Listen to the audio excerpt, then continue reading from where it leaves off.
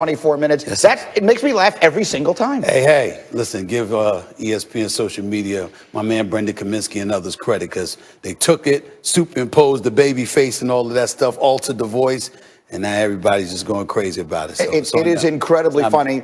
The new show is up and running on ESPN Plus, and you should watch. Okay, we have a million things to get to because now we have the two breaking stories. Yeah. Let's start with the Harden trade to the Nets. If they do have the big three, if they somehow figure this thing out with Kyrie and the three of them together, do they win the championship this year? I don't know if they win the championship. I'm still gonna have the Lakers as the prohibitive favorite because I love the chemistry, not just the talent, but the chemistry.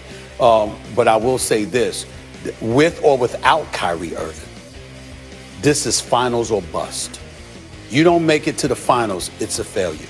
You cannot have two juggernauts like James Harden and Kevin Durant together and don't come out of the Eastern Conference. You look at the Philadelphia 76ers, Ben Simmons still can't shoot, refuses to shoot. He's attempted about 2 3-pointers this entire year. The other day, I watched somebody back into the paint about 10 feet away from him and damn to shoot a jump shot. That's problematic for me, even though they've surrounded Joel Embiid with shooters, and he's playing like an MVP. In the case of the Greek freak, Giannis Antetokounmpo, he still has to work on his perimeter game. Come playoff time when defenses get back, collapse, and force you into shooting more perimeter shots, you still got to show me that you can be that dude. And then you got to go up against KD. Fresh off for 18 months after an Achilles tear, your first 8 games, you're averaging 29 on 54% shooting. There is no excuse on God's green earth for this team not to be in the NBA Finals out of the Eastern Conference, plain and simple. And they wanted to come together. We had Woj earlier saying that this was hatched sort of over the summer. Harden and KD want to come together. So that means we would think that they would each be willing to sacrifice the way they will need to on the floor for each other. How do you see that? What I'm not concerned. I'm not concerned about that at all. I don't think that James Harden gets enough credit for, even though he dribbles a lot and what have you, because he had the luxury of being able to do that in Houston. This dude can register assists even out of shape and not playing aggressively. He still left Houston averaging 24 and 10. In the first few games. This brother is that guy. He can play the point guard spot. He can play off guard. And with Kevin Durant, if there is a reason to be unselfish, he would be the reason, because he's one of the most unselfish offensive superstars you've ever seen. The issue is Kyrie Irving. We don't know where he's at physically, emotionally, mentally, spiritually. We don't know where the hell Kyrie Irving is, figuratively and literally. And as a result of that, that's going to be a huge question mark. That's one of the biggest reasons why they went about the business of going all in with James Harden yesterday, because you don't know what's going to happen with Kyrie Irving. We don't even know if he's going to be there. I've heard NBA folks talk to me yesterday. They said to me, listen, Kyrie keeps this up, Brooklyn might be in a position to void his contract. Now, he's not stupid. He ain't going to walk away from $33 million, $35 million next year, and then after that, a player option for $36 million.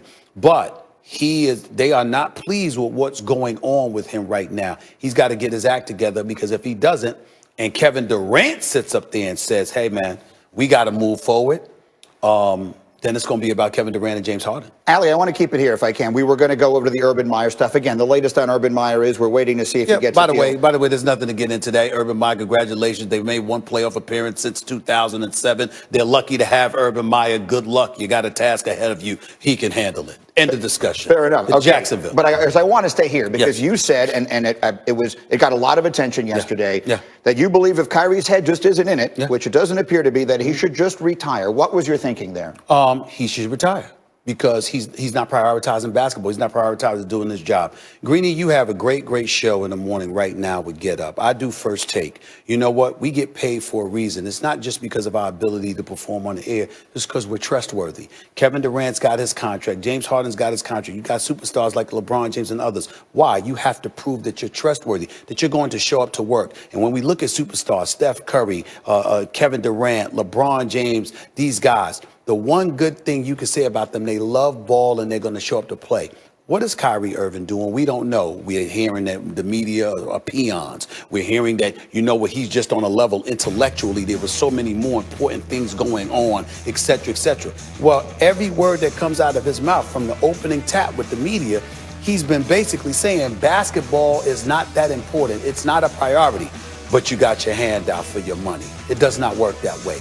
You have to show up. The city of Brooklyn, listen, They got a lot of folks in there that are doing well, and then you have other folks that are impoverished. We understand it. Kyrie Irving, very philanthropic, very charitable, a good dude, heart's in the right place. But the reality is that despite all the things that's going on in this world, when it comes to Brooklyn, they want to see that man at the Barclays Center. They want to see him performing on that court with Kevin Durant. They're excited about the possibilities, and you got to show up. And if you're going to give the impression that it's not a priority, then why should I pay you for something that's not important to you?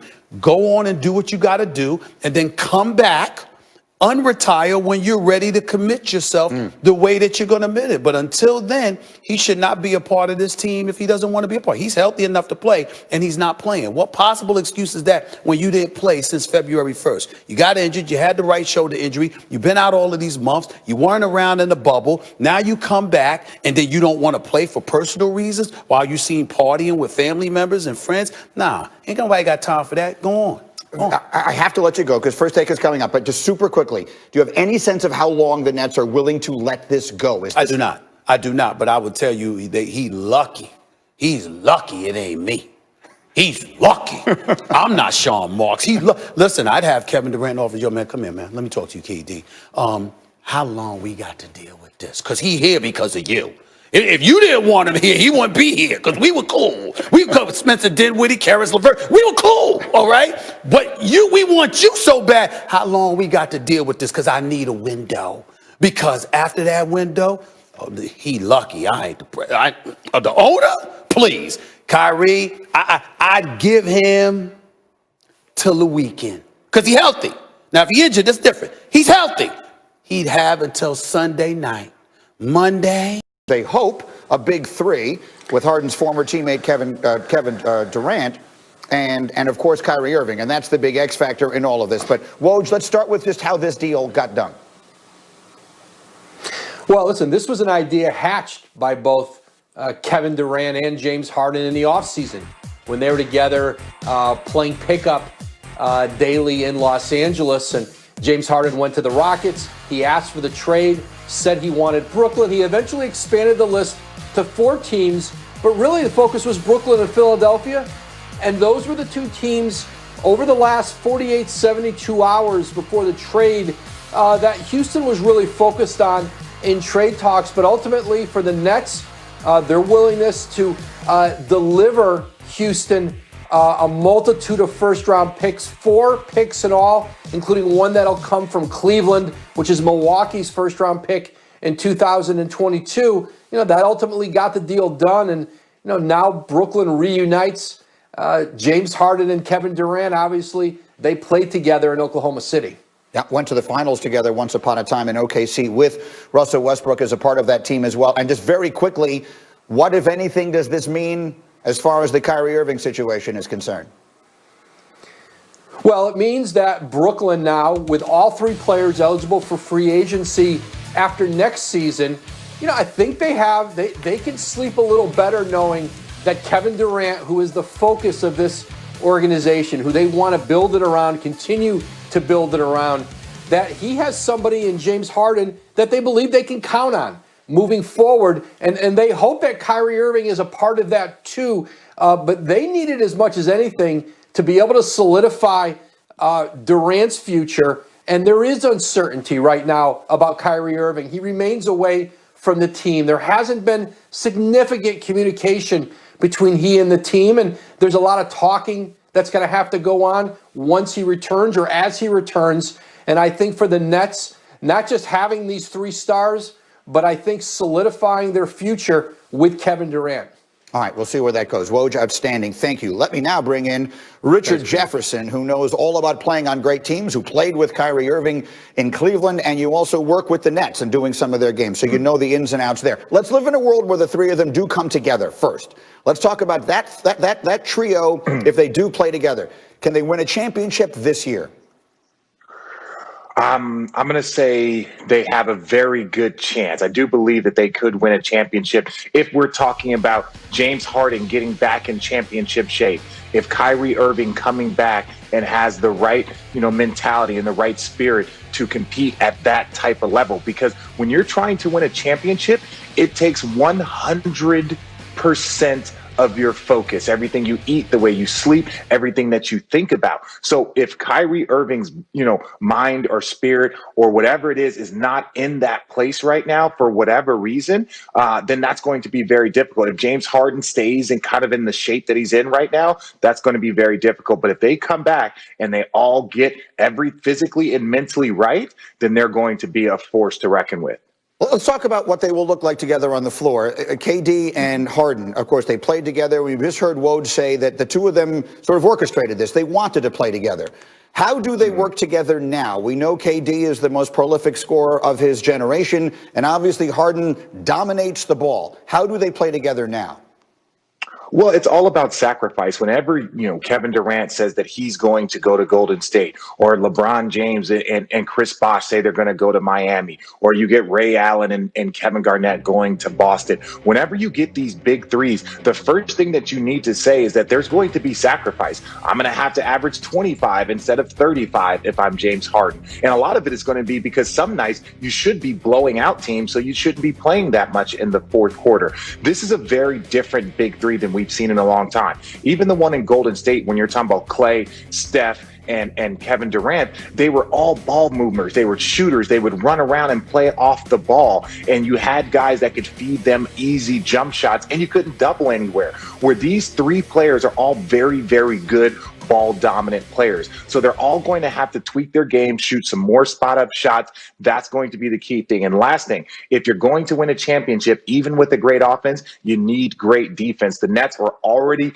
in a kind of a struggle in their defensive area. That was probably the one area that they want to improve on. So adding James Harden to that, obviously that's not a defensive improvement, it's an offensive improvement, but that's one of the areas that they'll need to address down the stretch. Yes, no one has ever said, we got James Harden, our defense is going to be terrific. So let me then go to you on Kyrie. You played with him in Cleveland, and so you know him.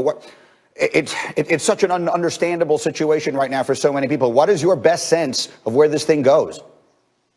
I truly and truly don't know. And I stand by this. You look at all the WNBA players that took time off to focus on social injustice. You look at all the NBA players that chose to not go into the bubble for, whether they just didn't have it in them. They just didn't, there was just too much going on. There was other areas that they wanted to focus in on. If Kyrie Irving wants to focus on something other than basketball, and he wants to focus on social injustice, if he wants to focus on social change, we 100% support him. The one issue is that there has to be 100% transparent communication. Kyrie Irving, even himself, donated $1 million to the WNBA fund to help pay for some of the salaries of the women that were sitting out to fight change. So we fully support Kyrie in that. But you can't have your head coach that you endorse sit down after you not show up for game one and have him say, well, I haven't spoke to Kyrie. I reached out to him. I haven't heard anything back. Since then, there has been communication. But ultimately, whatever Kyrie needs, if he needs time off, if he needs, to seek and talk to somebody just to get whatever his